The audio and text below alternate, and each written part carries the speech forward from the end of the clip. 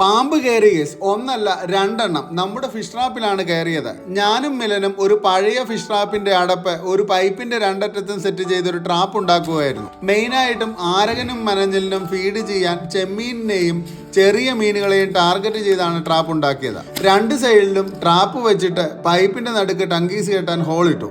എവിടെയെങ്കിലും ഇട്ടിട്ട് വലിച്ചെടുക്കാനാണ് ടങ്കീസ് കെട്ടുന്നത്. കുറച്ച് മൈദയും മഞ്ഞൾപ്പൊടിയും കുഴച്ചെടുത്തതും കറി വയ്ക്കാൻ മേടിച്ചതിൽ നിന്നും ഒരു ചിക്കൻ്റെ വിങ്സും അതിലിട്ടു. ചെറിയ തോട്ടിൽ കൊണ്ടിട്ടിട്ട് 2-3 മണിക്കൂർ കഴിഞ്ഞ് എടുത്തപ്പോഴാണ് പാമ്പിനെ കിട്ടിയത്. അതും രണ്ടെണ്ണം.